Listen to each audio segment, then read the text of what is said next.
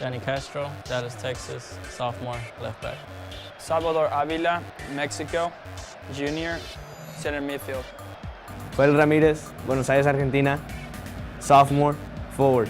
Lee Kunis, Dallas, Texas, sophomore, center mid. William Elliott, Mesquite, Texas, junior, center defender. Robert Ambrosi, Yash, Romania, sophomore, forward. Jonathan Ramirez, Buenos Aires, Argentina, freshman, right back. Walter Cavazos, Monterrey, Mexico, freshman, forward. Jonathan Ramos, Tegucigalpa, Honduras, junior, outside midfielder.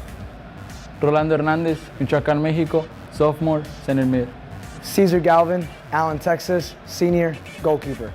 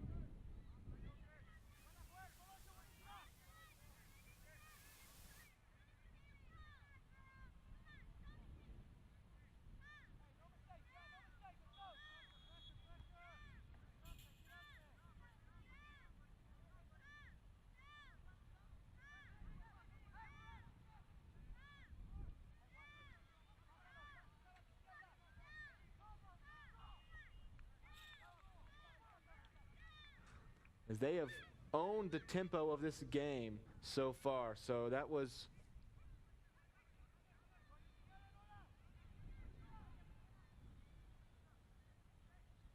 Jonathan Ramos scoring the goal to put the Lions up 1-0.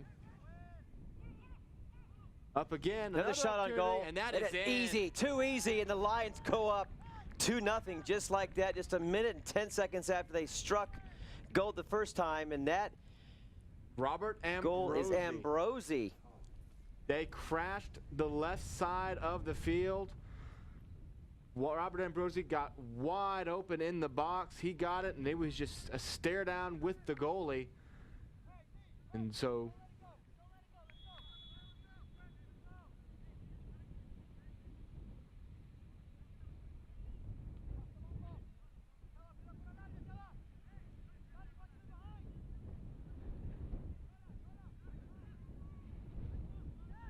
just like that, the Lions up, Tim, within a minute 15, strike twice, and the Crusaders a bit shocked right now as they try to recover from a sudden 2-0 deficit. Your scoreboard at the top does read 1-0. The score is in fact 2-0 in favor of the Lions. Yeah, the Lions really so far just been pushing it the whole game. A couple of early opportunities, just feet short. Some great saves, a crossbar getting in the way. But Jonathan Colocho Ramos gets the first goal, just burying it in, and then just a moment ago it was Robert Ambrosi with the offense crashing to the left side of the field. He just stationed up at the right side, got the wide open pass, and like I said, just staring down the goalie. Good save by Galvin there. Nice stop. First time that the Crusaders even really been down in this end of the field. But Ambrosi powers it into the net. And that goes out of bounds underneath the SAGU Sports Live cameras. Glad to bring you all the action here from the campus of Southwestern Assembly of God University in Waxahachie. Got a wonderful SAGU Sports Live crew giving you all the visuals of this 5th game of the season for the Lions. First on the SAGU Sports Network this year. Tim? Yep, 2nd season. Last year we debuted soccer. Rob Price here along with my partner Tim Roberts. Glad you're with us here, watching on SAGU.tv as the Lions up 2-0 on 2 quick goals. And I was talking to Coach Awancha, Tim, and he says they will not change their pace or their style of play, even though they might be up 1, 2, 3 goals. They will continue to play that what he calls a beautiful game. They will not let up at all. And they don't want to let up after a disappointing loss Saturday night against Louisiana College, falling 3-0. We were talking to Coach Clem today, and you could just tell he was very upset by the way his players performed up there. He felt like they had a really good chance to win that game. He talked about some mental errors, giving up a PK in the 31st minute of the first half that really sent things downhill. Coach Clem is a coach that demands perfection. When we're talking to him today, and you'll see it Thursday night on The War Room, the new show on the SAGU Sports Network, 7 p.m. Be sure and tune to that. But you'll see his quote where he said, by this time in Europe, with of course Coach Clem from Romania, from the Europe area, right, said by this time in Europe, these guys are professionals. They're playing in professional leagues. So I'm going to treat these college players like professionals because in his mind, you know, 18, 19 years old, you're old enough to be playing for Real Madrid or Barcelona. There are guys out there doing that. And so he made it very clear that he doesn't treat these guys like teenagers. He treats them like professionals. Well, I lived in Spain when I was 12. I gave up a very promising career. I was on track. I had scholarships and offers from all kinds of, okay, I'm lying. Anyway, yeah, I was one of those who was told to quietly walk away from the football field. They call it football out there. I went to golf and basketball, much happier there. But you're right, early on when I lived in Spain, these 12, 13-year-old kids could flat out play the game of soccer. Yeah, and they know how to play it right. It's just kind of built into who you are. The Lions leading 2-0. They do come into this game with a 2-2 record on the season. They lost the opener 4-1, another one that Coach Clem was very upset about. They actually held a 1-0 lead down in Houston before falling 4-1, but then it got better. They went up to Kansas and won 2 games in 2 days, defeating Southwestern College 1-0 and Sterling College 3-1 before again falling Saturday night to Louisiana College 3-0. Now look at this spacing here, Tim. They've now controlled the ball for the better part of the last 40 seconds. This is exactly the kind of game that Coach Clem preaches. Possession, control, patience, and they're in no hurry to score, just waiting for the Crusaders to make a mistake. Exactly. You just keep on passing that ball, and just like what you saw a moment ago with Ambrosi, if you keep on passing, if you keep a play alive long enough, unless the defense is really good, and there are really good defenses out there, unless the defense is really, really good and ready to pitch a shutout, they're going to have a breakdown eventually. Long pass up ahead. That was Ambrosi with an attempt, but couldn't get to it in time, and it is picked up by the Crusader goalie. He'll kick it. That's Chris Miller. Kick it down the field.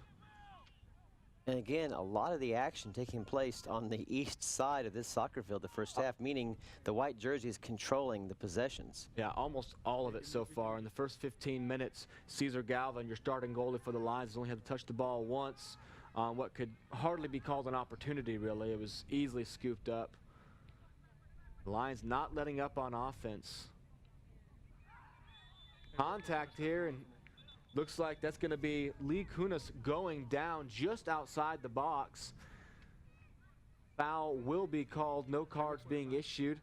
But the Lions will set up with a free kick just outside the Crusader box. And if you're up 2-0 early in this game, it's never too early to put a stranglehold on it, especially in a game that you know you really should win. You have no business losing. In a game that can put you right back over 500 early on in a season that promises to get only more difficult as it goes along. And we'll talk about some of the matchups still coming up for the Lions later on as they do move to a new conference, the Sooner Athletic Conference, a very tough conference all the way top to bottom, a conference that the Lions, well, were picked last. Here's the kick to finish so far in the coaches' poll. Over to Kunis. Shot on goal, and it slips through the goalkeeper's hands, and just like that, Kunis puts the Lions up 3-0. Just a regular right-footed kick. Wasn't really creatively hit, wasn't really that hit that hard. Just hit far enough away from the goalie that when he made an attempt on it, all he could do was kind of swat, bounced off his hands, reminiscent of the USA-England goal from 2010 in the World Cup. Just sort of got by his hand, really should have saved it. But the Lions, with 26:50 left now in the first half, 3-0, 3 goals early on.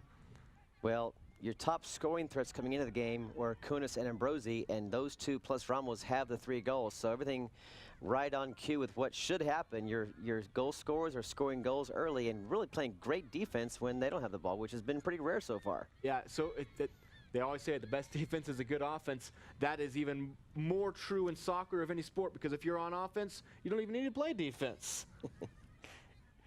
And here we are again, SAGU controlling things from their side of the field, playing that possession, patient game. Now here's Castro. Coach Clem is really, really high, Tim, on this Danny Castro young man. A lot of potential he sees in this freshman. There's a lot of potential on a lot of these players. You just see him practicing. You see the speed and the ability. And that's why Coach Clem is not afraid to ask the best from them. He knows that these guys can offer the best. He knows that pick, that they're picked to finish 11th out of 11 teams in the Sooner Athletic Conference. That's more out of ignorance, not knowing who a team is. We're the new team on the block. You expect that. You know, they're not going to assume, looking at your record, that you're going to be the best. But these are guys who There's a nice steal. Excuse me. There's a nice steal by Elliott, Tim. A very nice steal. Going over the top, getting hold of it. He goes down, and that'll be a foul on the Crusaders. Lions will get another free kick. But you're right. You know, the prognosticators have nothing to really judge, but just the past record, the new players, Coach Clem another year. You know, who are the new kids on the block? We could surprise quite a few people this year. And knowing that last year really was sort of a letdown for the team. They felt like they were a lot better than what they were. They felt like they were going to be right there in the Red River Conference race, and just a variety of losses, couldn't quite put together full games. Really, the 2 games that we broadcast, both against Louisiana College and then at the very end of the year against the University of Southwest, some really well-played games, but they couldn't quite finish, losing both of them on later goals. They just never quite could put it together. Oh, stolen away. That's Ramirez getting the steal. But this is a team, like we said, 2 years ago, they went on an absolute tear hosting the Central Region Tournament for the NCCAA. They were seeded, I believe, last in that. Went on an absolute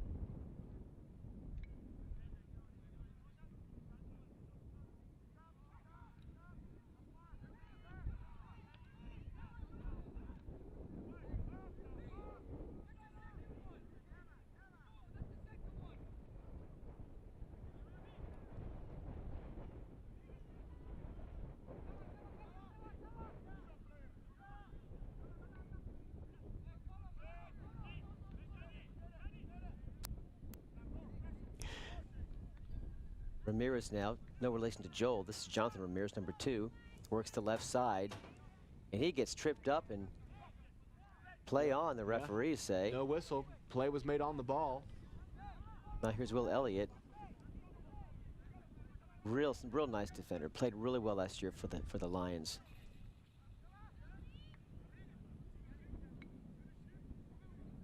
Be sure to tune in this Saturday. Another football telecast, Tim, back in the field against Howard Payne University. Howard Payne Yellow Jackets coming down this Saturday. Bringing you all that action on SAGU Sports Live. Already it's hard to believe now, but I believe this is the 5th season of covering football on the SAGU Sports Network. Time has absolutely flown. And obviously our 2nd season here covering soccer, offering the premier HD broadcast in the entire NAIA. Expanding it further all the time too. We'll be offering the newest sport on campus. Well, we'll be bringing you one of their very first meets, cross-country meet up at Texas Wesleyan on Saturday, September 21st.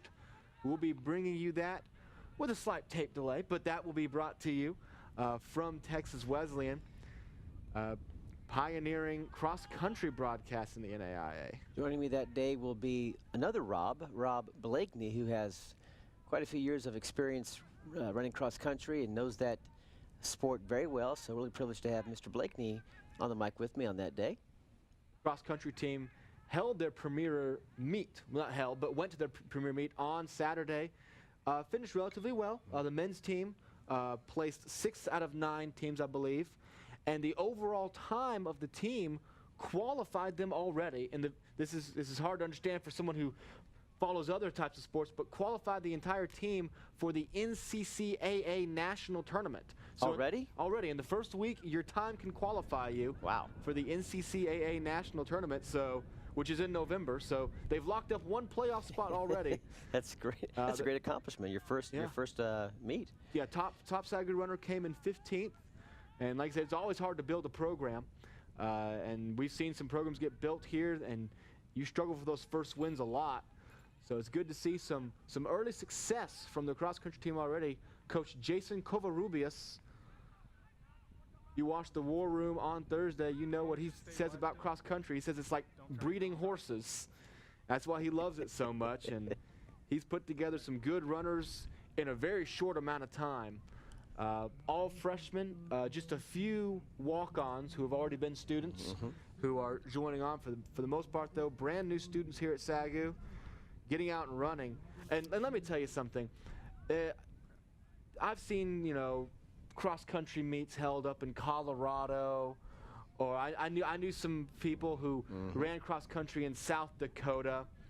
Until you've had to run in the heat 5 to 10 kilometers in Texas, these guys are running 50 to 60 miles a week for training in Texas in August. That is more brutal a center pass. than humans should have to take. Shot on goal. Off the crossbar, tipped up and hit the top of the crossbar, bouncing out. Will lead to a corner kick, but the Lions continuing to pepper. And number one, Michael Navarez with shots. A lot of pressure, a lot of penetration right there inside the box. And at this rate, you're looking at, you don't want to say the word blowout, but more goals seem to be on the horizon here. There's just a lot of possessions really close to the Crusaders' side of things. But now here come the Crusaders. Just as soon as you say that, here's a brief run from the red-shirted Dallas Christian squad, trying to get out of their own end to make something happen. As they are down 3-0. Under 18 minutes left in the first half now.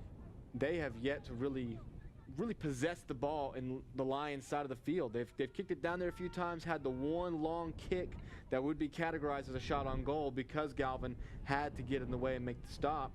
But they have really never been able to connect more than 2 or 3 passes in a row. They just look down to the Lions' end. Yeah, Tim, they just look faster than Dallas Christian, the Lions do. They're just, getting to the ball that extra 2 steps quicker. The red shirts just look more tired. You see them kind of moving just at a slower pace, even here halfway through the first half of play here. And that one skitters away, had an opportunity. Number 9 will chase it down. That's Jake Rabito. Centers it, but no one's there. A harmless centering pass. The Lions will quickly clear it out. That was Jake Rabito from Detroit, Michigan, trying to center the ball for his teammates, and Lions there to take over possession now at midfield with 16:43 left in the first half. Hey, she's back. I'm gonna let her back on if she's ready. All right, I'm going off. Lions again, quickly down the field. Opportunity shot on goal, and that will go high. Hit the fence, guarding the back of the net.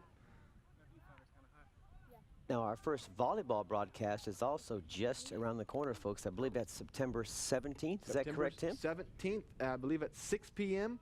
against the Mid-America Christian Evangels. It's actually the home opener for the Lady Lions. They got a tough start to the season. They've got to play, I believe, nearly 10 games before they actually get to open at home. They played this last Saturday, right there, 7 o'clock. Central Time, September 17th here on SAGU Sports Live. They played this last weekend up at the Austin College Tournament in Sherman, Texas. Played 4 games in 2 days and went 2-2. And they turned right back around. Oh, another nice stop. Another nice stop. Navarez in front of that one. They turn right back around, head up to Kansas this weekend for another 4 games in 2 days, Friday and Saturday. Another quick little tournament. A lot of times you see teams start with these tournaments. They get to play a wide variety of teams, get some exhibition, not exhibition, but non-conference games in early. Right. But the Lady Lions will be coming home and beginning their new conference schedule against the Sooner Athletic Conference very soon. We'll have a lot of volleyball action for you, tracking them through their Sooner Athletic Conference play. I want to say we will cover every home SAGU Athletic Conference game this fall. So you will be able to follow their race to the conference tournament. Another shot on goal all the there. way. And that slip through the hands of Navarez will result in a corner kick, but another shot by Lee Kunis wasn't a very powerful kick and should have been handled easily by Navarez, and he let it slip through his hands. Thankfully, the net wasn't behind him. Yeah. Or it'd be 4-0. First one resulted in a goal, but this one will give the Lions another corner kick, another opportunity to tack on to their 3-0 lead. You mentioned volleyball. Coach Hank Moore told us that though it's early, his girls are already stuffing the stats. Taylor Calvary, #1 in the entire NAIA in assists. Jessica Sodich, #2 in kills. Comes the corner kick over the middle. Here comes an opportunity, but it's kicked away. Again, you'll see all this. We talked to all the coaches today for some period of time, but you'll see it all on the War Room Thursday night. But two players, Calverley and I believe it was Jessica Sodich, yes, closing in on major milestones, which are in their careers. Jessica Sodich about to hit her 1,000th kill, and Calverley, what was it, her 3,000th? 3,000 assists. Just I think she's 6 or 7 or 8 away. She's really close. She's up to, I think she's about 25, 30 away. It's just Sodich is about 6 or 7 Sodich kills was away. 6 away. Yes, Unfortunately, yes. with 4 games to go between now and the home broadcast, it'll be unlikely for us to see those momentous occasions occur here at home. But we will bring you the news when that does come down. On Instagram, Twitter, Facebook. Make sure you like us on Facebook and make sure you check us out on Instagram, social media sites everywhere at your beck and call. Twitter. Yeah, we've made a really big push this year to not only bring you HD broadcasts for home games, but bring you all the updates for away games, home games we happen to not be covering. So you've got to like us on Facebook and go follow us on Twitter at SAGU Sports Net to get all the latest score updates. Also on Instagram, SAGU Sports Network, get a variety of really cool behind-the-scenes photos, in-game photos. And, of course, you can go to YouTube, SAGU Sports Network, and watch highlights from past seasons, interviews, feature pieces. You got to check us out as we are expanding across the web. Yeah. Our entire presence. So just type SAGU Sports Network in your search engine on YouTube, and we'll be right there populating up that page for you. Lions soccer will actually be out on this field again tomorrow evening, 5 p.m. to take on Houston Tillotson. We will not be covering that game live for HD broadcast, but we will be covering that game live on Twitter, keeping you up to date with every score and every single break in the game. The next game we'll be covering for soccer will be September 14th at 4 p.m. when the Our Lady of the Lake University Saints, an old Red River rival, comes to town. This is the game that Coach Clem says he has circled on his, that's actually going to be September 20th, but that's the game that Coach Clem has circled on his calendar as a very, very key game, a game he wants to win. On the other side of the ball, the Lady Lions, who are not playing today, their game with Dallas Christian was canceled, but the Lady Lions will be playing that day. Our Lady Lake is going to be looking for some vengeance. The Lady Lions went down to San Antonio last year, really very heavy underdogs in that game against the Lady Saints. Held the game to a 0-0 tie until the closing moments when senior Jessica Powell knocked in a penalty kick to win the game with essentially no time left. Essentially a buzzer beating, as close to buzzer beating as you can get in soccer. A buzzer beating penalty kick to win the game and stun the Saints 1-0. So you can better believe they have not forgotten about that. So Coach Clem looking for a little bit of vengeance after losing last year in San Antonio, and undoubtedly the Lady Saints going to be looking for a little bit of vengeance against the Lady Lions. So you won't want to miss that. That will actually be on September 20th. The date on your screen, September 14th. Here come the Lions again attacking. Another shot on goal. Nice stop by Navarez on that one. Freshman from Fort Worth. But the date on your screen, the September 14th, will actually be our next football broadcast. Yes. This upcoming Saturday. So the Lions will line up for another corner kick. I'd be intrigued to see exactly how many corner kicks have taken place in this first half. The Lions have yet to actually score off of one of these. But if you're getting corner kicks, it means you are doing something right. You are peppering the goalie with shots, forcing him to knock it away, forcing the defense to knock the ball out of the back of their own end. That is a high kick. It looked like it was Jose Hernandez coming over the top. He's a defender, and no, you can't blame the defender for taking the shot from the top right there. Not. Especially with a 3-0 lead. Why not? And a goalie that's already proven that if you can make contact with his hands, it's possible it might slip through. They might go right through. Long kick downfield, but Dallas Christian just unable to maintain possession for any length of time at all, Tim. You're right. 4, 5, 10-second possessions at most, where SAGU is holding on to the ball for seems like 30, 40 seconds at a time. Oh yeah, no, you can count. I can count 2 times. The one long pass down to Galvin, and then the one time that the Jake Rubito brought it down to the right end. That's your highlights for Dallas Christian so far. You have not been able to hold it down there. If you want to get back in this game, you've got to find a way to infiltrate this Lions defense, get inside of it, and not let them continue to just swat the ball away. Let me ask you, Tim, because you did grow up in Europe and watch a lot of soccer.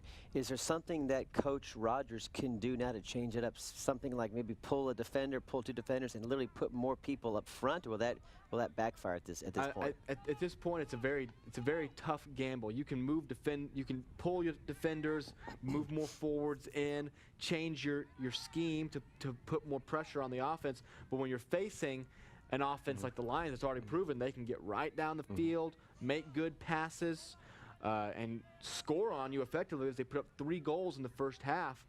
If you do that and take away your defenders, it really can hamper what you do. That's what can hurt you so much about going down big early in a soccer game. If you're just down 1-0, eventually you have to say, okay, we're pulling our defenders, we're going with an aggressive look. If we give another goal, we give another goal. When you're down 3-0, it's already proven that if you pull your defenders and start being aggressive, you can be 6-0 before you know it. 6-0 in a blink of an eye. Exactly. Sure. So at this point, it's just got to be a little bit of a waiting game. You got to see if the Lions defense is going to cave. You just look for maybe a little mistake like that, potentially a bad pass in the wrong end. And you just got to kind of sit back and wait, try to keep the score where it is, because if it gets much further away than 3-0, your chances of getting back in the game are slim to none. As it is, 3-0 is a very difficult obstacle to overcome on the road. Here comes a look for the Lions, again, swarming immediately. And no whistle, as first a SAGU player and then a DCC player went down, and now we do have a stoppage of play. There is a whistle. On the second one, which a Crusader went tumbling near the box line, and we'll see if that's going to result in a free kick, which could be really the best chance they've had all day to put a goal on the board. Yeah, it's going to be a free kick. It is. From just about 2 feet, 2-3 feet, I'd say, outside of the box. Oh, quick kick. And he does not surprise Galvin with the quick kick, trying to catch him off guard. And it actually went wide of the net. I think it surprised everybody. I'm not sure we were even ready to cover that, but that ball did sail wide in a hurry. And I've never seen a ball that fast released from a kicker's foot, Tim. Yeah, typically you set up, you try to look for a pass, look for a good, clean kick against the goal. But he just tried to catch him off guard, kicked it up in the air real quick, hoping that Galvin wasn't paying attention. As time continues to roll off, we're now down to under 6:30 left in the first half. Galvin will kick the ball away as it did roll out of the back end.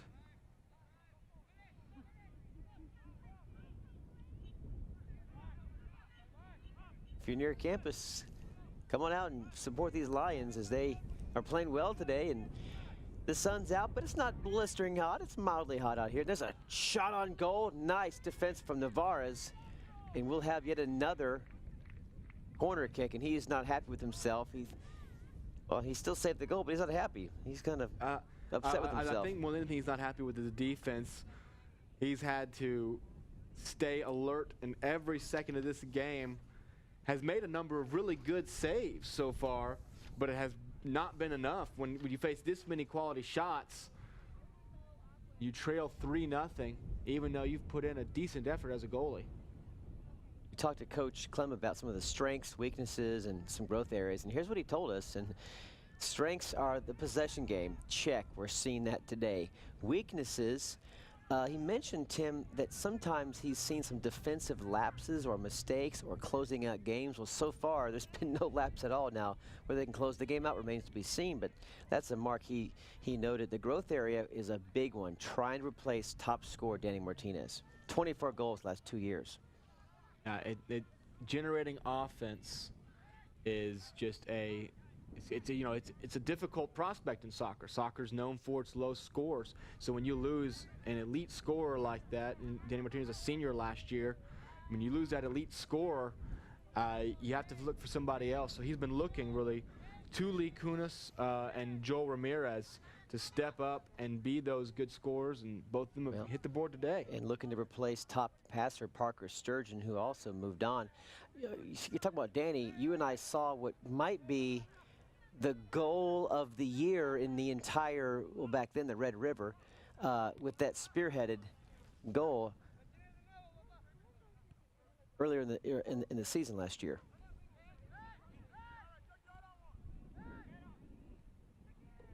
Well, just 4 minutes left to play here in the first half. Crusaders trying to mount something. Yeah, the Lions, you got to be happy with the way this first half has gone, up 3-0. I said, especially after the disappointment, falling 3-0 on Saturday night. This is your first, like I said, two games in 2 days for the Lions, taking on Houston Tillotson right here at Lions Park tomorrow. And if you look close enough, you can see your Lions are sporting new all-white uniforms this year. A white column on the left side with the new Lions logo with the word SAGU Soccer on the left crest. They look pretty sharp today, Tim. Yeah, brand new uniforms for brand new logos. Got to see the new football helmets out on the field on Saturday afternoon. And here's some more penetration into the goal box. Crusaders collapse on defense. And a diving save from Navarre. So that's a nice play from the freshman. He just came out and grabbed it. He was kind of sick of seeing the players dance around in his area. Didn't want to risk them getting a clean shot off, so he just came out and grabbed that ball. It's like he said, hey, I'm allowed to touch this ball with my hands. Get out of my way. And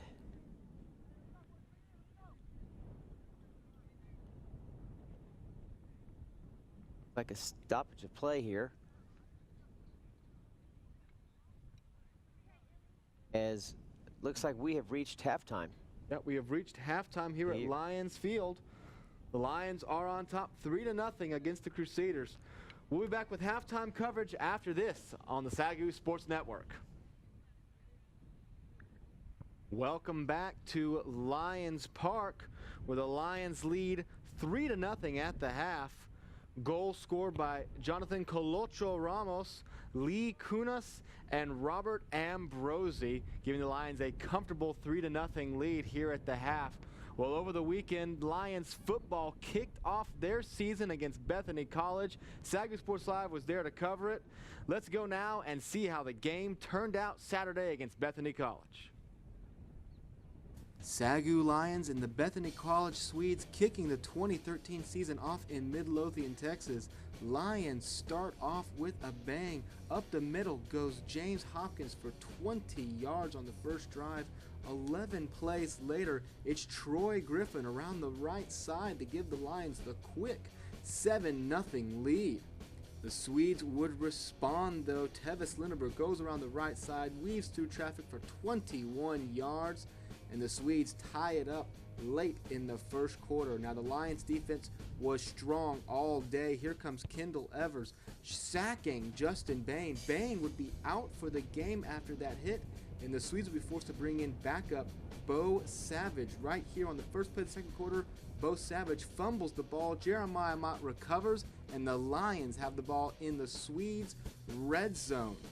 3 plays later, Reed Golson finds Trevor McKinley in the left side of the end zone, and the Lions go on top 14-7 on that 12-yard strike.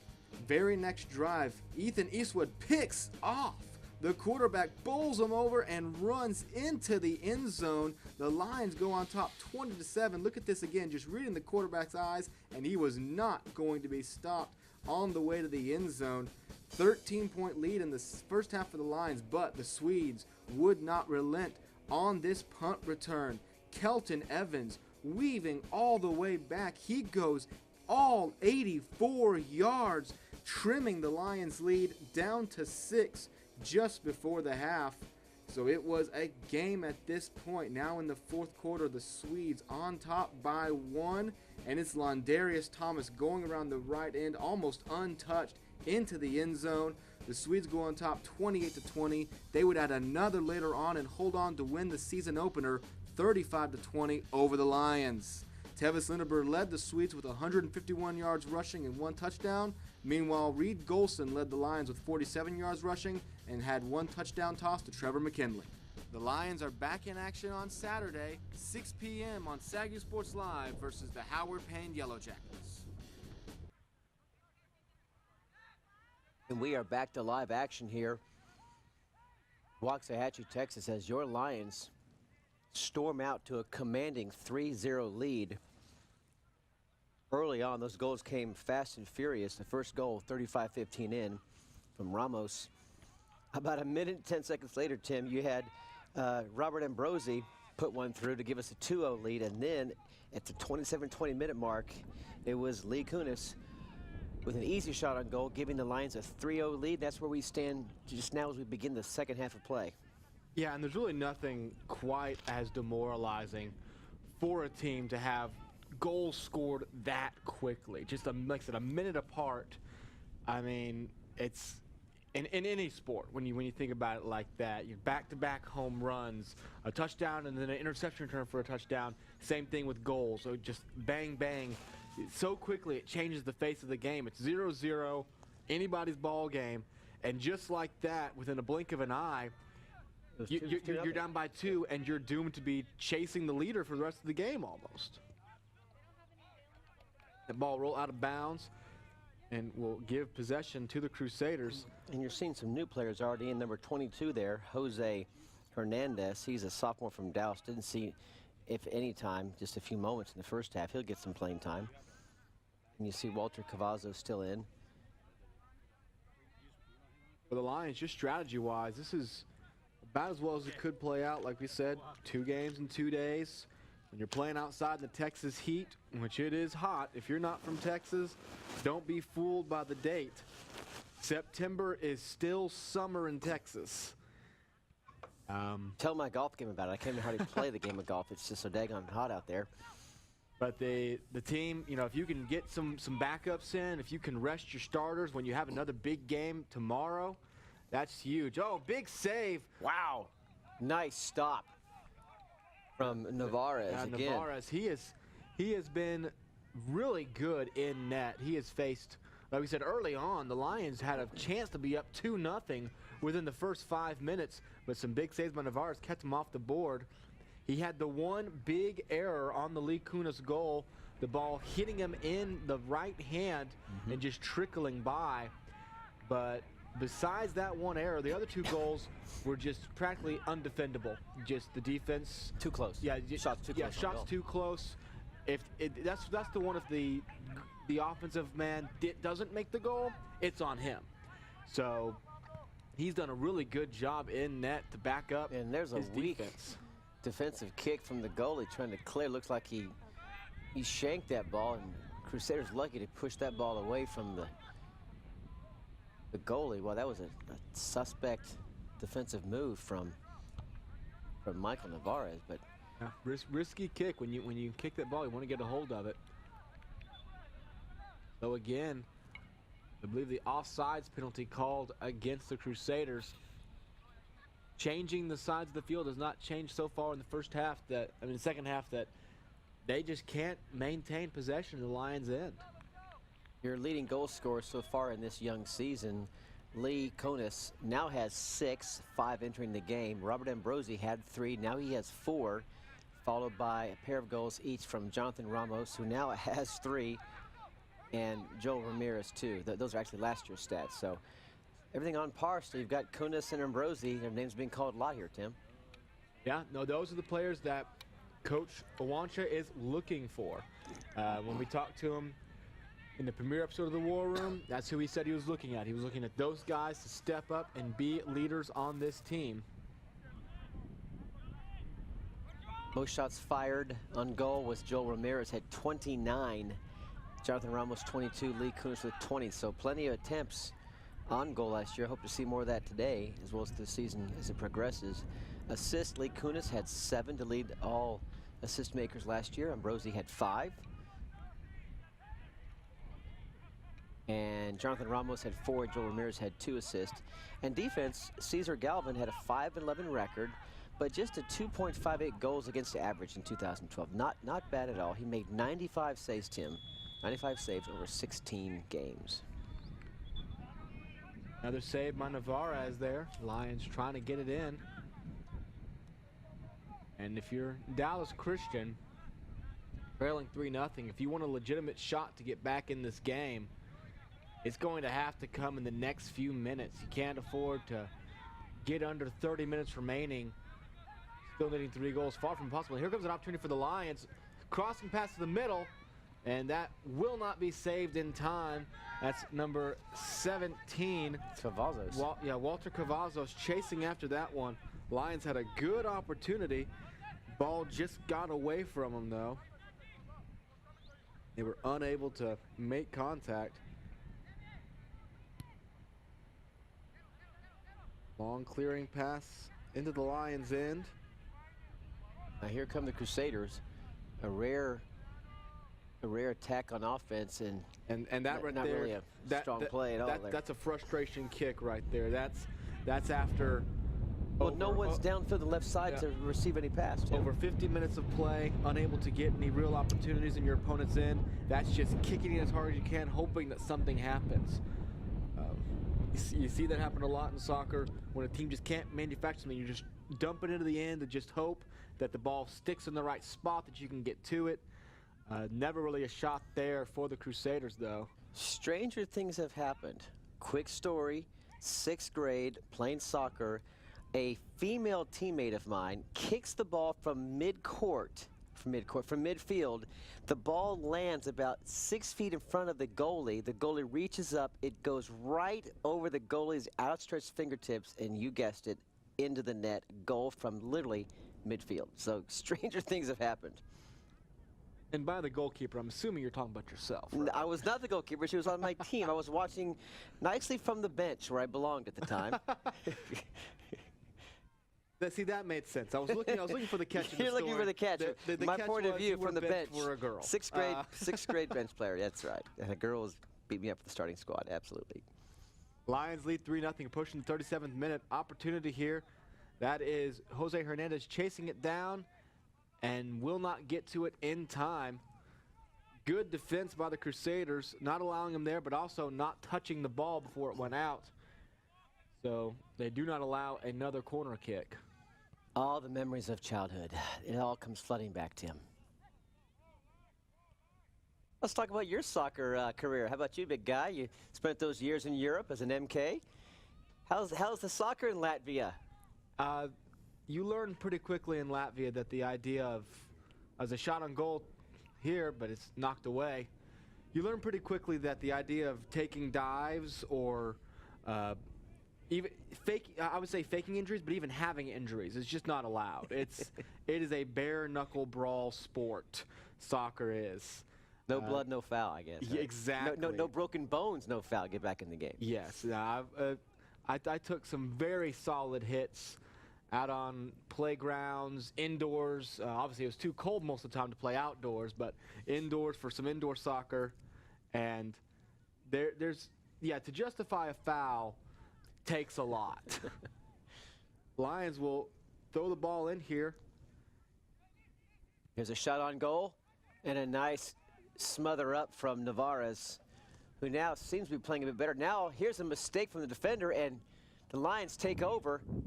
That is going to be number 11, Ambrosi. Long clear. Sails wide. Yeah, yet another great save by Navarez. A real almost costly mistake from that that defender in the far left corner. There's your graphic there. SAGU has outscored Dallas Christian 19-8, including today's game. So domination continuing with the Lions over the Crusaders in this series matchup. Yeah, as we saw earlier in the game, the Lions are 4-1-1 all time against the Crusaders. That only loss coming several years ago, back in the very infancy of this Lions program. And for those of us who were around in those early years of men's and women's soccer, as the Crusaders are pushing it down, first real shot inside the box for the day. And it's saved over by the corner, still a live ball. Crossing attempt, but easily scooped up. I believe that's Cesar España in now, if I'm not mistaken. Correct. That is correct. Another goalie in for Coach Clem. But for those of you, us who are around here during those early days, when you're trying to recruit a team for the first time, the men's team had to play Iron Man one year. They had 11 players total, and those 11 guys played all 90 minutes. There was no bench time. There was nothing. You played all 90 minutes, and it showed. When you get to that 90th minute and you haven't had a break, the other team can wear you out. But there were a lot of games that ended with lopsided scores, but those are just the lumps you have to take in beginning a program. And today, 23 players on the roster for Coach Clem Awancha, a native Romanian, as you see him right there on the screen there a moment ago, as Hernandez will inbound the ball. Hernandez, Dallas Texas sophomore from Skyline High School. You go through those years, and you only hope the ones that were there, suffering through it, can appreciate the sacrifices they made. And now, as 2 years ago, we saw the first real steps of big progress for the soccer team. And now again, both squads really trying to make big leaps this year to get back into postseason play. There's a shot on goal. Looks like it hit the goalpost, Tim. And ball is still loose. Finally wrestles out of bounds, and that might be another corner kick. Yeah, I believe it will be. The way they're staying around, that will be a corner for the Lions. They have continued to dominate the possession game, not allowed Dallas Christian to really get any sort of momentum or even any opportunities. And if you're the Lions up 3-0, approaching the 30-minute mark here in the second half, it's just sort of a waiting game now. You can just play it safe. You don't want to make one of those defensive lapses. We mentioned that as one of their weaknesses, the ability to make those. Just keep playing offense strong. And well, if there's any indication of the current standings with how the coaches polled them in the beginning of the year, there would be a huge discrepancy. You've got Texas Wesleyan at 4-0 already, but they're predicted to finish 6th, right in the middle of the pack. And the #1 team predicted to finish at the top would be Science and Arts of Oklahoma. They're sitting they're sitting at 1-2 now, near the bottom of would-be conference play if these games were indeed conference games. So I know it's early, but indications can give you an idea of how the teams are going to play. And it's always tough to judge early season. Obviously, you create your own schedule. So typically in college play, a team who will need the wins early on or needs to practice as a younger squad, they'll schedule teams that are more around their level, and a team higher up will schedule teams at a higher level. Sure. This does not apply to college football, where Alabama will schedule whoever they want to get that easy 95-0 win. But essentially, typically you see that early on. It makes the pollsters respect you, and really it pushes your team. Right. And soccer is one of those sports that you have to gel as a team. Mm-hmm. It's a complete team sport. All 11 players have got to work together on that pitch.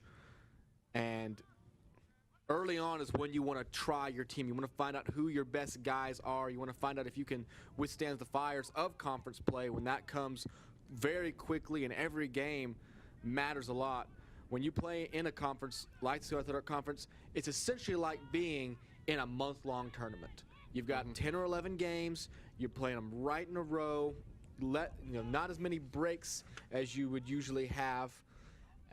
Like I said, conference play will begin for the Lions, I believe, on September 28th. And then on October 2nd, they wrap up. So, like I said, right at a month, all throughout the month of October. And you're just playing as hard as you can to get those wins. And whoever wins essentially the unofficial tournament of the regular season gets to go to the actual conference tournament. Here's Hernandez with the center, handled easily by the Crusaders defense.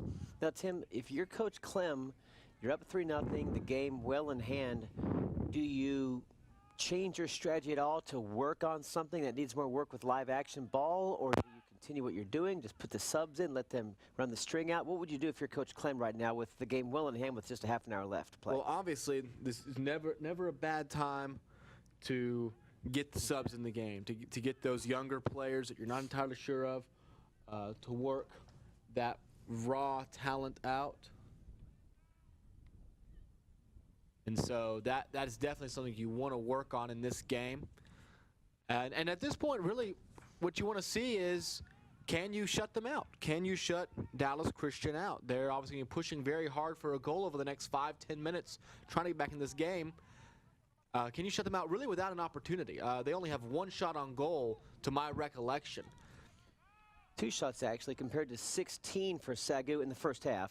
Now, here's an interesting stat, Tim. Comment on this one. Corner kicks. SAGU, we knew they had a lot. They had 8 in the first half. But here's what's interesting. Crusaders, 0. Well, to get a corner kick, you have to have a shot. It's as simple as that. You have to have a shot. And any shot that the Crusaders have had has been easily corralled by Galvin, and they were unable to convert it. A corner kick is always a win for the offense because it means you're pushing hard enough that the goalie had to make a big save, or the defense had to essentially concede that this is a very dangerous situation. Let's just get it out of the back of our own end and regroup, try to stop the corner. So that those 8 corner kicks in the first half versus 0 for Dallas Christian, just a testament of the score right now of aggressiveness versus a defense shutting them down. Absolutely. And obviously that's 8 in the first half. I think they've had at least 2 more in the second half. And saves, Crusaders have had 9 saves on those 16 shots. Now, fouls, SAGU has been penalized 1 time, and the Crusaders 4, including 2 yellow cards. We weren't sure who the players were, but 2 cards have been issued already for the Crusaders. Comes a push by the Crusaders, chipped up ahead into the box, and kicked well high. Did a good job of getting down the field there. Getting that one-on-one look with the goalie, really had a good angle, but just was unable to get the shot on target. I always like to look at where the players' hometowns are from, and I noticed that there's 1 player on each squad who's from another country. You've got from our own ball club, Ramos, number 10, Jonathan Ramos from Tegucigalpa, Honduras. And then on the Crusader side of things, a player named Brian, but here's the name, Makomi, a freshman from Mutare, Zimbabwe. So a couple international players representing their teams. The Lions have a very international team. They've got a player from Guinea, Honduras, 2 players from Mexico, 2 from Honduras, 2 from Mexico, obviously Robert Ambrosi from Romania, and they're not listed as such in the program, but there are 2 other players from Argentina originally. They've moved to America and been here for a longer period of time, but they're born and raised in Argentina. So the Lions sporting a very international squad across the board. And then, you look across, not just, in the rest of the world, but you've got players from Florida and California on top of that, and then, a good sampling from Texas as well. We mentioned Coach Clem is part of the staff of FC Dallas, so a really fun relationship between SAGU and the professional team up north in Dallas, able to interact with the players, and Coach Clem maybe have a mini scrimmage and some tips and whatnot. They're able to pass along to this, the SAGU squad, which is a great asset for this budding young program. And the Lions actually will be scrimmaging on Saturday against one of the amateur squads from FC Dallas. It'll just be a scrimmage game, won't count in any of the standings for anybody. Just more of an exhibition, really. But I believe that will actually be here on the campus, and that'll just be a really fun time for players to here's Hernandez, play against some really great talent. Almost got the header. Cleared back out to the top of the box. And Crusaders will clear it away for the moment, but the Lions right back in there. We approach 25 minutes left in the second half, unofficially, of course. We thought we had 2 minutes left in the first half, but obviously they stopped playing, so we figured that they're at halftime. It's always hard to keep track of when the refs have stopped the clock and when they haven't. Right. Almost thought about taking the long kick there. Now he'll take it. Good That'll defense. dribble out. Nice center defense from the Crusaders. Yeah, it actually ended up going off of a Lion. Had it gone off a Crusader, it would have been another corner kick. There you see your first half stats.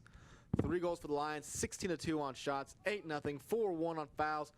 Just like I said, a dominant first half for the Lions. And through the first 20 minutes of the second half, it's just been more the same. The Lions playing a very controlled offense, very controlled defense, not having to push like they had to be. Really, the Lions' push began from the opening kick. The Crusaders took the opening kick, and the Lions swarmed them. Immediately, 2 players charged in, and once that happened, you knew that this was going to be a very aggressive game. Since then, the Lions have eased up on the gas a little bit, not needing more goals really to secure where they are, just wanting to stay back, keep the game in control, and not allow the Crusaders to mount a very large comeback. It's nice to give Cesar España some time on goal as well in a live game as well. So 2 Cesars, España and Galvin, are the goalkeepers for Coach Clem this year, both getting equal time on this September afternoon. They split time a couple of times last year too, so España has experience in the goal. And goalkeeper is one of those positions, the only way to someone who doesn't really understand soccer as well, it's really more similar to a starting pitcher than, say, a starting quarterback. Your starting quarterback, you're not just going to pull if he's having a bad game. You're going to leave him in there. A goalkeeper, you have to understand, some days they're on, some days they're not. So it's not uncommon at all to see a goalie give up 2 early goals and just say, it's not really your day right now, and pull you. So with the 2 Cesars on the team, España spelled Galvin a few times last year, and should the going get tough again, you'd better believe he's ready to step in, so it's good to see him getting time. I believe we saw that in our second broadcast last year. Galvin got scored on a few times, and Coach Clem pulled him and put in España. Just noted this on the game now. Ambrosi scored the second goal, and he has been credited with both assists in the first half. So Ambrosi, Robin Ambrosi, involved on every single scoring play. That would be 4 total points for him on the day, 2 points for the goal and 1 point each for the assist. So if you're looking for a player of the game with just 22 minutes left, look no further than Robert Ambrosi, in on all 3 goals thus far. And really, the second goal was the one that was the killer at this point in the game. The Lions, like I said, coming just a minute later, the Lions pushing down and catching the Crusaders completely out of position. Ambrosi getting open on the right side, getting a good possession of the ball. And never discount that even though you're wide open, even though you've got a good look at the net, it still takes skill to get the ball into that net. You see it happen.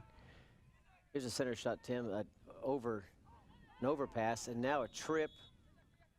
And are they going to call a whistle inside the box? Nope. No, they're not. Playing on. He was making a play on the ball. Or maybe now they are. It looked like they were indicating that they might. And it looks like movement. So looks like here's, we see here's the a replay replay. here. And yeah, there was not a play on the ball in that situation. And Marco Montes from Carrollton's like, I didn't do anything. I didn't do anything. Well, refs thought otherwise. There it is. You see, trip the leg, So this will be a penalty And kick. look how close he is to the goal, and just like that, it could be 4-0 if this shot finds the net. Here comes the kick. And it's almost in. saved. Almost Goal. saved. Navarez got a hand on it, but it bounces in, and the Lions take a 4-0 lead here at Lions Park, taking advantage of the PK. And, oh, man, Navarez, he has just had to do so much today, and all he's thinking is 2 of those goals have deflected off of his hands. If he had made those 2 saves, this is still a game at this point. And trying to see who took that penalty kick. I was unsure who took it. Here it is again. Better angle. Went left. Navarro's got a handle on it, but too much velocity, too much angle to cover, and just like that, it's 4-0 in favor of the Lions. It's always tough to take those penalty kick penalties in your own end like that, and really not really a necessary one right there. Just trying to get to the ball, pushing through the player. The Lions weren't really in a position to score, but the rule's the rule. If you make that penalty inside the box, it results in a PK. A real close one. So less than 20 minutes left. The Lions have pushed it to a 4-0 lead. In complete control of this one. It on looked pace like to win their 3rd game of the season. It looked like #1 kick. That would be Galvin, the goalkeeper. That's why I was confused. Yeah, I didn't want to say it. The player was wearing #1. We'll have to check that. And there is a player on the field right now wearing #1. But according to the roster that we were handed, #1 is Cesar Galvin, and that was not Cesar Galvin. So you'll have to bear with us on that one. We will try to get the official scoring on who exactly was taking the that mystery kick. man. Who is it? Who was that masked man that scored that penalty kick goal? We may never know. But we do know the Lions have taken complete control of this one. Their home opener, actually. This is still the home opener for the season. They did play a scrimmage at home earlier on this year. But they have opened the season with 4 straight games on the road, going 2-2. And they are enjoying Here's their Ramos home opener attacking now. from the end. Centers, and a nice stop there from the goalkeeper. Navarez cutting off the angle of attack, mounted by Jonathan. They call him Colocho Ramos. Colocho means curly top. Now the Lions Got to be a reason there somewhere. So the Lions will be home now for 3 straight games. As we mentioned, they obviously right now, and they'll be right back out on the pitch tomorrow afternoon at 5 p.m. More to ball take on control. Houston Tillotson. Oh, just over. Just went over the goalpost, Tim. But they'll take on Houston Tillotson. And if you want live updates on that one, be sure to like us on Facebook and follow us on Twitter. We'll be bringing you the blow-by-blow, the goals as they happen, the halftime updates, any big saves or stats that we get, and then obviously on Facebook we'll be updating you on the final as soon as that comes in. Long pass up ahead. Almost offside, but no whistle called there. Nice stop from Navarez. And then the Lions will get a nice 10-day break between September 10th and September 20th when they will play a tough one here at home against Our Lady of the Lake on September 20th. That'll be broadcast here on SAGU Sports Live. Long kick. And Navarez just says, I have to save another one? My goodness. And that'll be a big one. The Lions, if they can hold on, which looks like they almost certainly will today, and find a way to win tomorrow, they can go into that Our Lady of the Lake game at 4-2, which would be very big. Then they'll play on the road against the University of Houston. There's another Victoria. shot on goal, possibly. Oh, it is saved Still before it goes alive. out. Looking to center. He's got a man inside. He's in trouble now, and looks like nice. One more Backwards shot on pass. goal. Oh! It goes in! Another goal for the Lions. What a beautiful goal, keeping that one alive. And just the nice backwards pass off of the heel, and he kicks it right to the corner. I couldn't see exactly who that how is. It got deflected in. I don't think it went off of I think it went off of a Lion player, but that was set up. As you see right here, Oh, he was not ready for it. Wow. The Lion player was far from ready for that. He just kind of shot it off his left foot, and look what I found. Right here. Just flinches. Oh, that's in. I think give more credit to the assist than the guy who made the goal. Congratulations, you just got a goal. We'll try to get the official scoring. It looked to me that was number 8, Sandro Salazar. I think from where I was, either 8 or 6. I believe you're right, I believe Tim. that was Sandro Salazar getting the goal. And again, just with the flick of his foot, he was starting to walk away, trying to get a position more towards the top of the box. All of a sudden, he realizes it's coming his way. Oh, I better get my foot in there. Buries it in the back of the net. And the Lions now lead 5-0 here in their home opener against the Dallas Christian Crusaders. And they're pushing again. Those goals coming about 4 minutes apart to make this a blowout. We talked about, you know, how bad can you shut a team out? 3-0. Well, now it's near 5. It's 5-0. Could be 6 here as the Lions mount another attack on goal. And Navarro's has got to be getting tired. Some nifty footwork here. And Navarro's will gobble that one up. Just total offensive domination this afternoon here by the Lions. And yet another steal. Yeah, like we said, they just wait and wait and wait.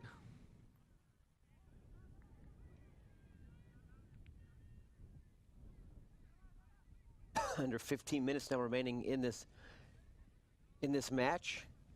See Hernandez down at the bottom of your screen. Getting a lot of playing time today for Coach Clem.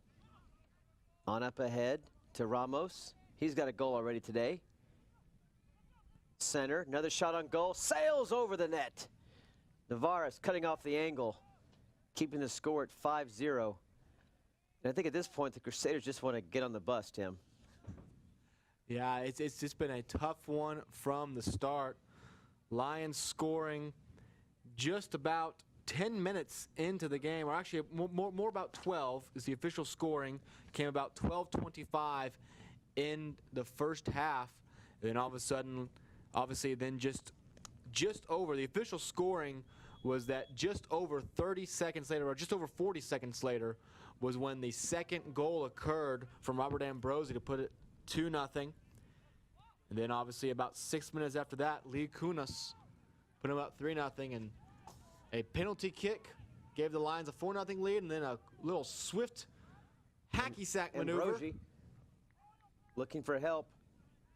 Transforms this soccer game from just a nice good win to more of a blowout category.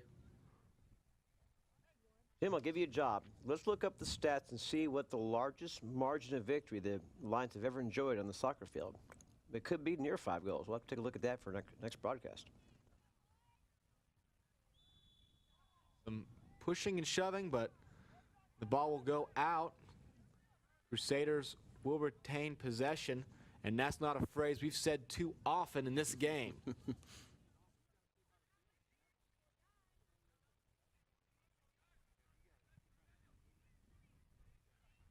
Now under 13 minutes remaining. And the Crusaders just a step behind all day long, even with the subs in for Coach Clem. The Crusaders unable to just keep pace as yet another deep push into Crusader territory. This really is good practice for some of the players who don't get as much playing time, I believe, for Coach Clem.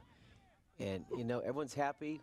People are scoring goals, a lot of playing time. This is just a real positive afternoon for the SAGU Lions.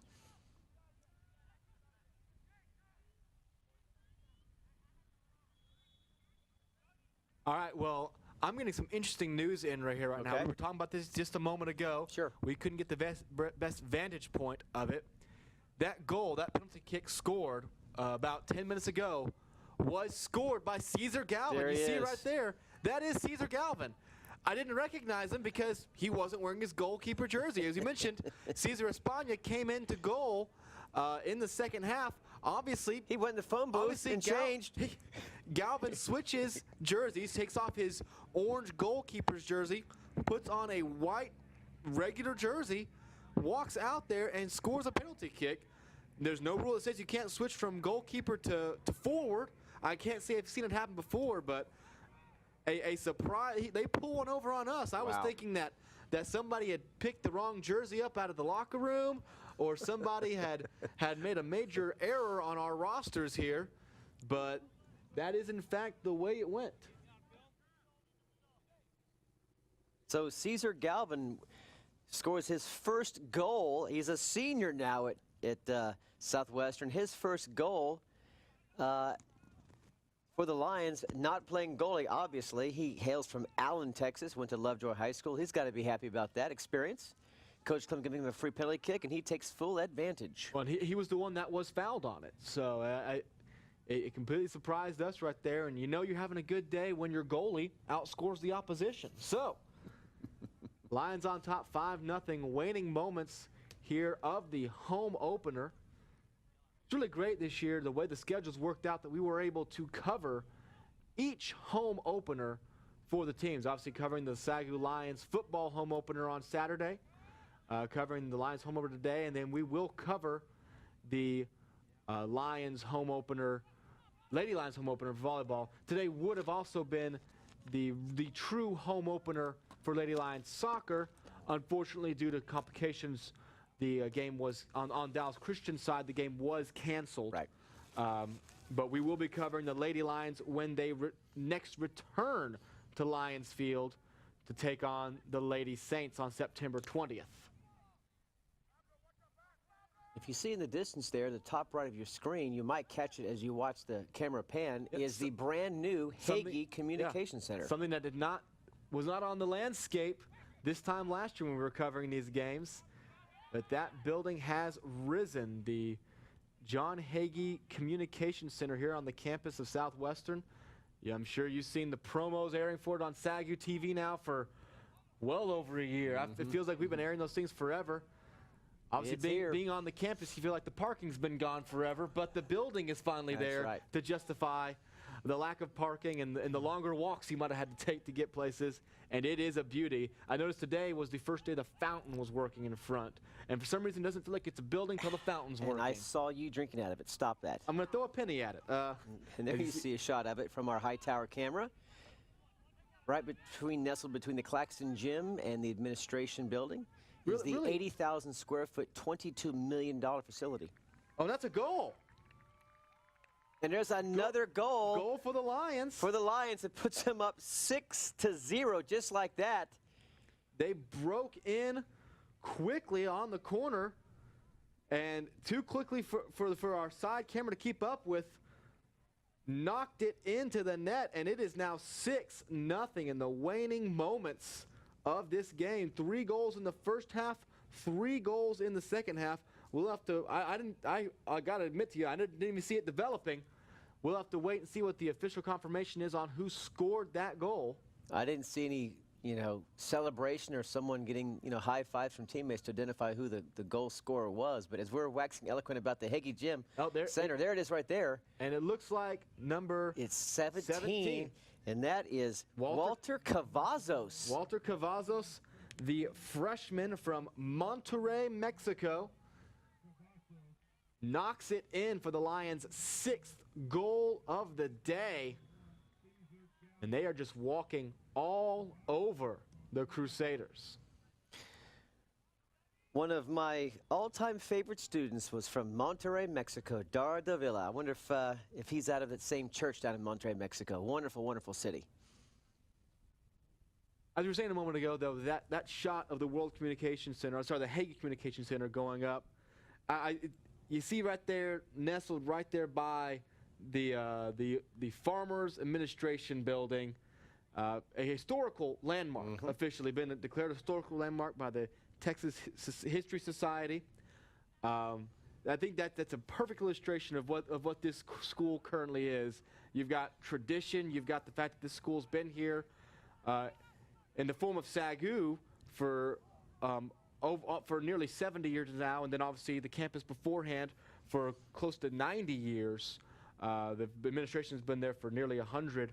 And you see right there the history, the prestige of what this school has been in the past, and then you see the modernity right there. You see the pushing of media boundaries and setting up truly a world-class facility, one that can boast to be one of the best not just of Christian schools or small private schools, but of any school in the area. Any school in the DFW area, absolutely. It houses the communication arts programs, the music programs, and the English programs. So really an artistic type feel and flavor to that facility. And we are just very blessed to be able to have that open to our students this fall 2013 semester. Lions? Actually, truth be told, half it will be open in about a month. So still a few things to wrap up on the east side of the building. Like in a good building, you got to open it in stages. You wouldn't appreciate it all at once. You got to open it slowly. There you see it, the goal scoring on the game. Ramos in the 12th minute, Ambrosio in the 13th, Kunis in the 19th, Galvin, the goalie, in the 70th, Sandro Salazar in the 75th, and Cavazos in the 83rd. That is an impressive total to have 6 goals from 6 different players. And one of them's a goalie. Exactly. This is not a team that is relying on 1 or 2 guys to get all their scoring. 6 different guys have the ability to get the goals, and they've got them today in what has been just a great home opener for the Lions. You see the fans there weathering the late afternoon sun, enjoying some really well-played soccer today. I think your only goal now is just to preserve the shutout, right? You don't want any stupid shot on goal where the goalie falls asleep, you know, Cesar España. So right now we're going for a shutout if you're a Lions fan. And so far you haven't seen much of a sign that the Crusaders are going to be able to mount too strong an attack to get down the field. It would be the Lions' second shutout of the season already. They already, as we mentioned earlier, shut out Southwestern College up in Winfield, Kansas, 1-0.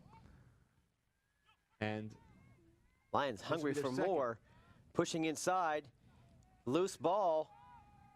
Here's another shot on goal. This could be another one. Oh, and it's blocked and defended point blank.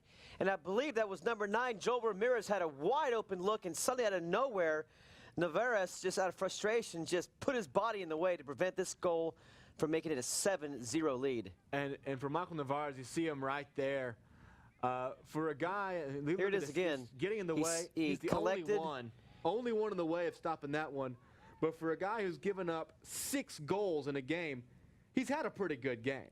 He's given up 6 goals, and if he were a lesser goalie, this could have been legitimately 9 or 10. Absolutely. There have been 3 or 4 other serious shot attempts, 2 as mentioned in the first 10 minutes really, that just barely missed going in. One in which a defender had an amazing sliding save. So I guess that's the takeaway. If you're the Crusaders looking for any positive takeaway, is that this could have been worse. Here's another shot inside, spins around, nice defense from the Crusaders, and Coach Clem has them continuing to be aggressive here, Tim, with just 3:40 left. Well, scoring goals. Look at this nifty move here. You want to build good habits, and scoring goals is a good habit. And if you have the ability to, there's no reason to stop. Look at another replay right here. Just a great save by Navarez. That was actually Sandro Salazar going for 2 goals. That would have been 2 goals in about 5 or 6 minutes. Centered, collected, just didn't get enough leg on it, and the goalie blocked off the angle right in time. Otherwise, it could have been 7-0. That'll go live, and you see Navarez chasing that one down, hurling the ball. Obviously frustrated with the 6 goals he's given up, but no reason to really be ashamed. All but really the 1 goal in which he did make the misplayed error, the rest of those goals were just hardly defensible. It would take one of the better goalies in any conference to have made saves on most of those. The Lions offense just too good for this defense, spreading them out, getting them in the wrong position, and just getting some really good shots. So the average shot on goal for those 6 goals may be about 25 feet or so. They're not that far away from the goal.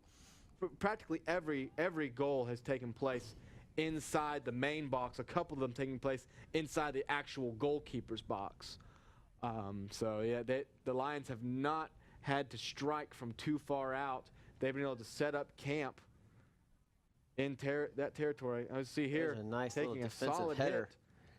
hit. An unintended header defensive move inflicted on the Crusaders' skull. And how about this? Off the post. And again, it's odd to say, but in a 6-0 game, this could be much more. That's about the third Lions shot that's rang off the post, and then you count the 2 or 3 excellent saves Navarez has made.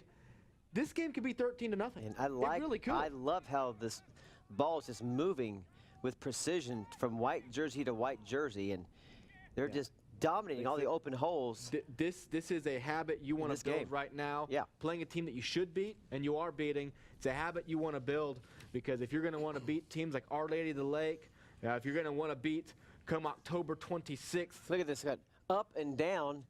It just trickled both the goalpost and the white line. Here it is again.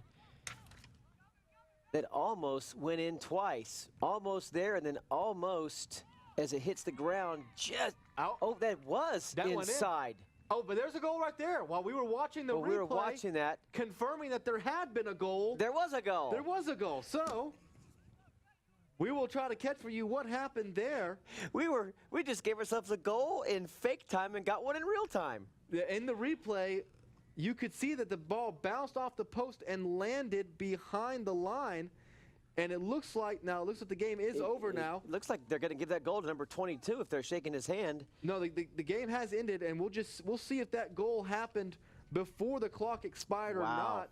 Either way, the Lions win. 7-0 either way. They win, and they win convincingly over the Dallas Christian Crusaders. We'll be back with some quick post-game thoughts and a look ahead of what's coming up on SAGU TV after this. See, there's the goal. As we see it right there.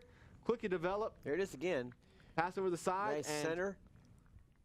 And that is number right 17. Through. Now, that was a quality goal right there. That's Cavazos with his second goal right in a row. Back to back.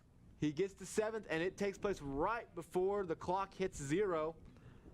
And the Lions claim a convincing 7-0 home opener against the Crusaders. Like I said, we'll be right back here in a moment on the SAGU Sports Network. Welcome back to Lions Field here on the campus of SAGU, where the Lions have wrapped up a convincing 7-0 win over the Dallas Christian College Crusaders. And it really was just convincing from start to finish. The Lions getting 2 goals within the first 15 minutes and then cruising from then on out. You see the upcoming games. They play really quickly. That game against Houston Tilson is actually tomorrow here on the campus. And then they're back home on the 20th against Our Lady of the Lake. That'll lead right into conference play. And then about a month later, they'll be at home against John Brown. And that'll be broadcast here. That'll be our next broadcast date on SAGU Sports Live. But for the Lions, conference play is right around the corner. That first conference game taking place on September 28th against Oklahoma City here on the campus of SAGU. If you're in the area on that day, you want to be sure to come out and check that as the Lions start a new era in a new conference. See the players milling around, leaving after. They've got to be very happy with what they performed today, how they performed, putting up 7 goals in a game that really from the first few minutes was never in doubt. Not at all, Tim. A wonderfully played game from start to finish. Domination from about the 8-minute mark in, 12-minute mark in, and it was all SAGU from there. 7 straight goals unanswered. Big, nice, fun win for the Lions. Yeah, and when you're really looking for a player of the game, obviously Cavazos gets the 2 goals, but you got to look at Ambrosi. He got the goals earlier. He got the second goal. That was really the backbreaker, really, for what the Crusaders could perform as, and he got 2 assists, at least in the first half. Don't think he got in the second half, but we can check that later on. So the Lions win this one convincingly, 7-0 with a goal in the final seconds. 3 goals in the first half, 4 in the second. And one we thought was a goal came back live, and there was another goal. So either way, it was 7-0. Yeah, so it could have been 8-0, really. Yeah, the Lions moved to 3-2 on the year. Good to get above that 500 mark again. Well, we'll be right back here. Well, not right back here, but we'll be right back here in Waxahachie on Saturday as the Lions take on the Howard Payne Yellow Jackets. And that one's always a beauty. The last 2 games they have played have been absolute thrillers, so you do not want to miss that. 6 p.m. Central Time on SAGU TV. SAGU Sports Live will be covering that one. Be sure and like us on Facebook, follow us on Twitter, get on Instagram and YouTube. You've got to stay up to date with everything we're doing online. Twitter will be giving you all the latest updates on tomorrow's games and all the upcoming games. Facebook, all the big stories, big highlights, and Instagram, behind-the-scenes photos. You just got to stay connected with what we're doing right now on the SAGU Sports Network. And be sure to check out the War Room Thursdays at 7 p.m. Central Time, where yours truly will sit down and chat with the coaches from all the major sports, give you some highlights, analysis, comments, remarks, look ahead to new games. A great way to go under the hood for all your SAGU athletic information and news. Well, that about wraps it up here. This SAGU Sports Live presentation of SAGU Soccer. We thank you for joining us. Be sure, like you said, be right back here on Saturday to watch the SAGU Lions take on the Howard Penn Yellow Jackets. Until next time, may the Lord bless you and keep you and give you his peace.